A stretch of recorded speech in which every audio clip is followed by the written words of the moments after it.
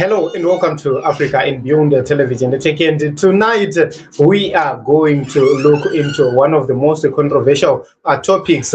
This is something about slavery versus submission. These are marital issues, marriage issues, and it's going to be very, very interesting. 2026. We need to touch a lot of things, hoping that it is going to help some people. And in doing so, we will be relying more on some teachings from different and various men of God. So we need to look at Apostle T.F. Macheka, how he views critical issues. Let us take a look. Most men, they think it is slavery is submission. Kuti mukadzi must live like a slave. Kuti agone kusonzi a submissive wife.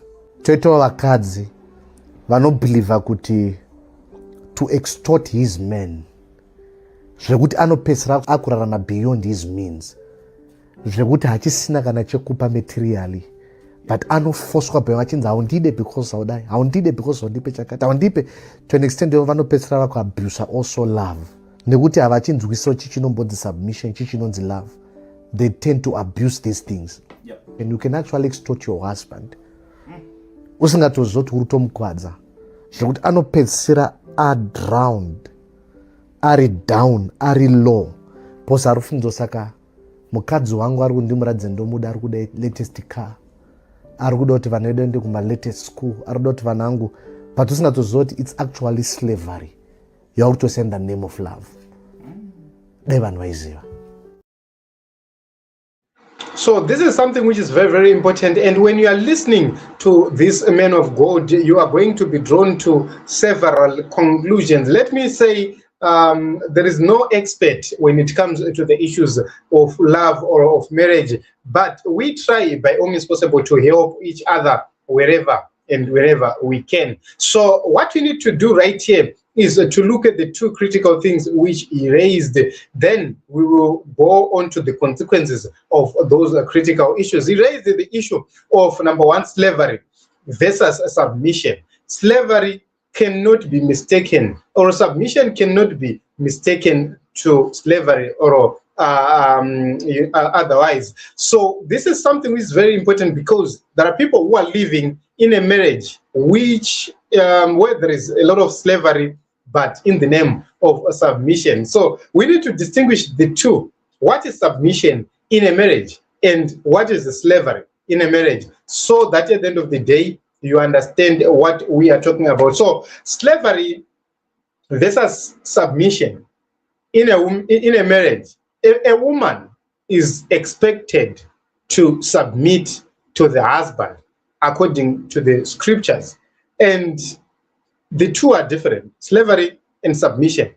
You need to separate the two so as to understand what kind of marriage are you in. So slavery, we are talking about submission, which is forced, which is not natural. So submission, in my own view, it must naturally come. But when there is force, it then becomes slavery. So we are saying a woman does not have a voice in critical decisions and key decisions. You cannot give your own opinion. You cannot voice anything. And there is obedience, which is being enforced by fear, by threats, by violence. As long as you have those conditions, it's not submission. There is something else. And also, there is control, which is there because of money, because of any other thing. You know, pane kamwe kakumanikidzira karipo. So kekuti if you do not do ABCD, then ABCD is not going to happen. Kana ukasandi remekedza inini handizokupa mari, handikuzoita ABCD. It becomes slavery. And also, that is something which is very, very important, that needs, dreams, safety of a woman oftenly ignored. Then you are living in a marriage which can be classified as a slave marriage.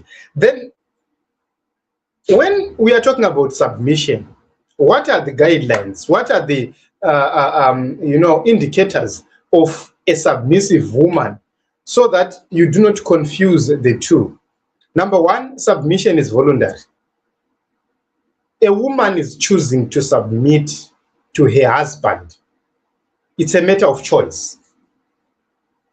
There is, you know, there is something like context which is there, and the context right there is love and trust. So a woman is submitting for love and trust, and also there is a relationship which is there, which is so good, that is not about security, it's not about fear. It's happening because of how close that woman is to her husband. So there is mutual acceptance spiritually. There is mutuality between the two married people. That is the husband and the wife. So you can actually see that there is a lot in common. That is spiritually. They have a spiritual connection as husband and wife. Then you can question some things. You can disagree. You can advise. That is what we call submission in a marriage. If you cannot question some things, if you cannot give advice, if you cannot disagree, then it's not submission. There are certain things which are happening out of fear that becomes slavery. So kana uri mukadzi wekuti uri kunzi uri kusubmita because uri kunyengerera cash yamudhara, kana kuti uri kuda security marriage, kana kuti uri kuti varume vari kunetsa vava vashoma, you know, you are not in a marriage where there is submission. That is slavery. So tiri kuti isusu kana usiri kusubmita kumurume, it becomes slavery. But also, one more important thing is, kunotoriwo nevarume vanonge vachitoriwo vachibatwawo senhapwa in marriages. There are women who are the masters of a marriage, and that is something which is very important also to note. So the concept is very simple. You submit, he loves. He loves, you submit. That is how it works. So according to the men of God, it's a matter of submitting to your man, and the man loves you, and the man loves, and the woman submits. You must understand that if a man loves you dearly, you must submit to his authority. And submitting to his authority does not mean you will do yes, sir. You know, you have to understand that.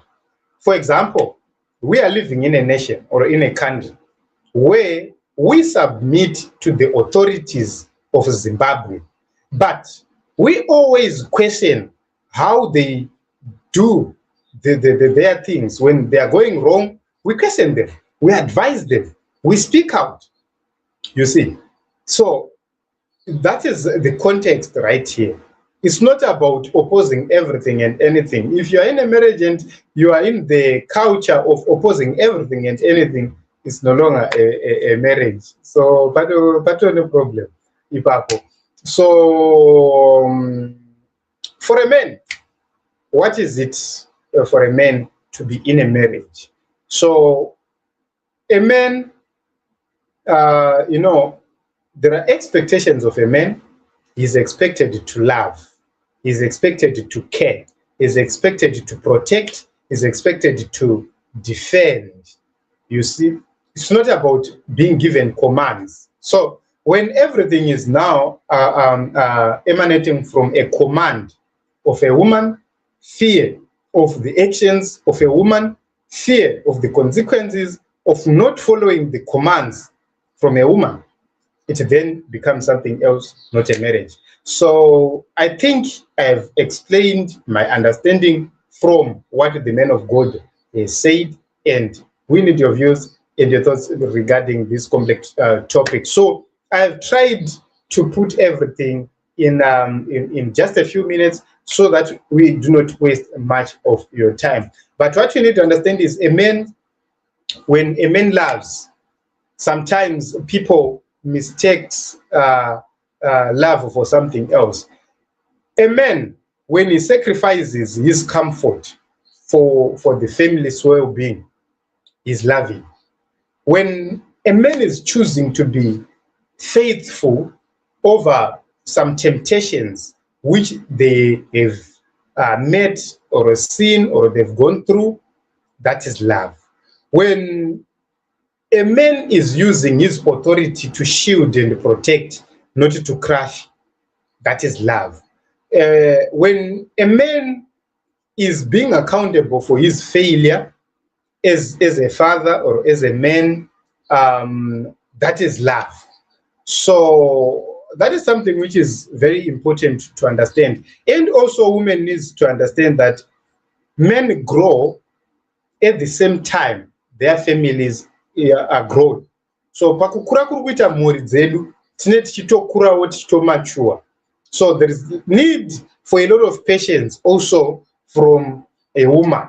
But what is very important is men should take responsibility. Men should protect physically, emotionally, spiritually, should protect their women, their families.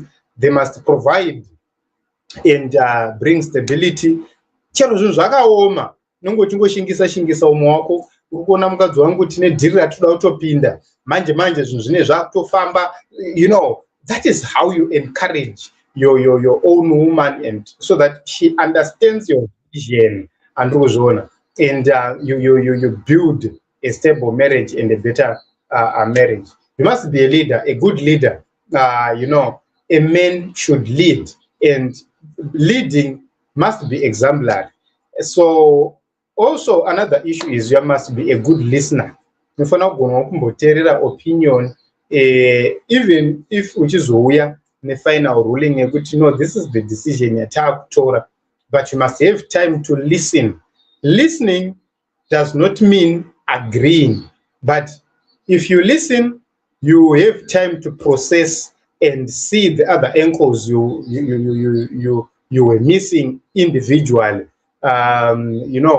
Sometimes there is information you're not pure to the best interest of the family. So pakuteerera paipa uchinyatsonzwa kuti zvakamira sei zvinokubatsira, and you become a good judge. Good and better judgment comes more from observing and listening very carefully and attentively.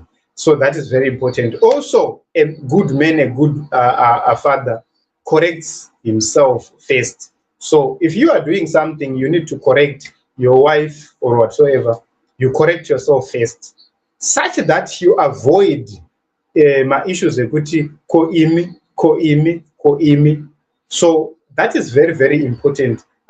Kuti tinge tichidaro. So this is my basic understanding, your views and your thoughts from what the man of God had to say.